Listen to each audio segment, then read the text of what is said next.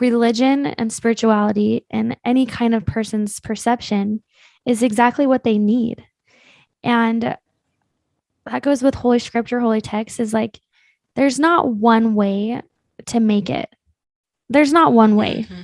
There are so many different avenues that can bring healing and love. And ultimately, we talk about the Holy Scripture in all different areas, which I've been studying a lot more about, is like they all bring different ways of this conscious, of this God's love, of this Christ consciousness, Christ atonement. You could say all of those things.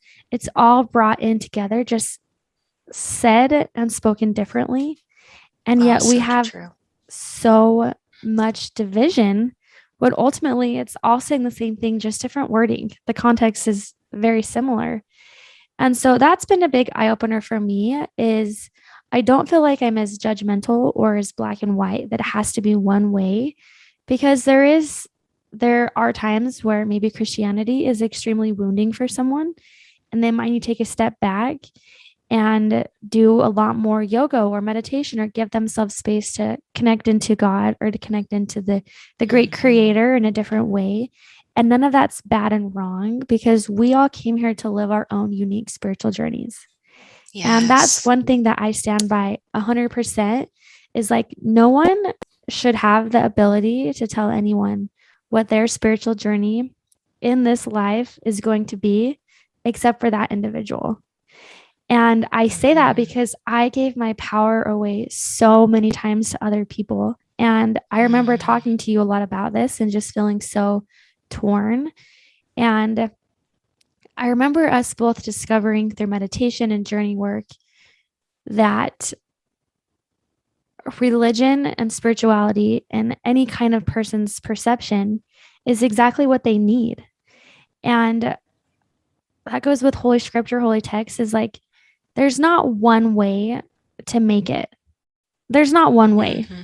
There are so many different avenues that can bring healing and love. And ultimately, we talk about the Holy Scripture in all different areas, which I've been studying a lot more about, is like they all bring different ways of this conscious, of this God's love, of this Christ consciousness, Christ atonement. You could say all of those things. It's all brought in together, just said and spoken differently. And Wow, yet we so have true. so much division, but ultimately it's all saying the same thing, just different wording. The context is very similar. And so that's been a big eye opener for me is I don't feel like I'm as judgmental or as black and white that it has to be one way because there are times where maybe Christianity is extremely wounding for someone and they might need to take a step back and do a lot more yoga or meditation or give themselves space to connect into God or to connect into the great Hmm. creator in a different way. And none of that's bad and wrong because we all came here to live our own unique spiritual journeys. And that's Yes. one thing that I stand by 100% is like no one should have the ability to tell anyone what their spiritual journey in this life is going to be except for that individual. And I say that Hmm. because I gave my power away so many times to other people. I could have taken away a whole lot of heartbreak if I would have learned to stand on my own and to trust my own space. And of course, that's a process. But I just know that there's so much good throughout the world. There's so much good in Hmm. spiritual views, in different kinds of religions. Like, I don't feel like there's only one right way. And if we all believe in a loving God, God wouldn't only have one way for us to come home or come into remembrance of who we are. Exactly. And really, it's about those Christ-like attributes that we are trying to cultivate through that remembrance. It's like coming back into remembrance of your true divinity, Mm-hmm. if that be the Christian faith way, or if that be the Buddhist way, or the Krishna faith, Hindu faith, if you're coming, whatever angle you're coming from, it's really about coming into remembrance of your divinity and cultivating that remembrance and those attributes that come with that remembrance into the physical world? Like, what does that look like? Absolutely. To be able to serve others, it should come from a place of love, of brotherhood and sisterhood. And that's talked about in the Hindu faith, that's talked about in the Buddhist faith, that's talked about in the Christian faith. It's talked about in religions all over the world. Absolutely. Why do we get so wrapped around the axle around language?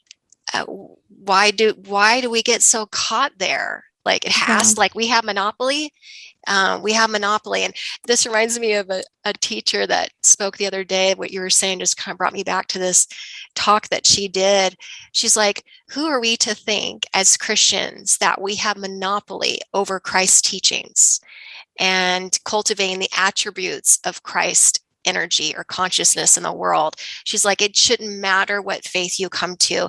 If it's centered in love, hope, and healing, that's all that matters. That's all that Absolutely. matters. Everyone is your brothers and sisters. That's how we should embrace each other. And we are responsible for how we cultivate those gifts. At the end of the day, we're not responsible for what other people choose to do or say or use that information. We're in charge of our own decisions and choices. And I thought that was such a wonderful point, and it just so mirrored everything that you just said, because Absolutely. it's so true. And I love how Spirit showed you that, because it was, look, we're all together.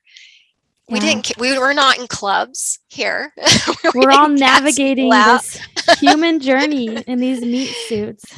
Yeah. And it's so centered in love. It is. Yeah. It's so centered in love. This work is so beautiful.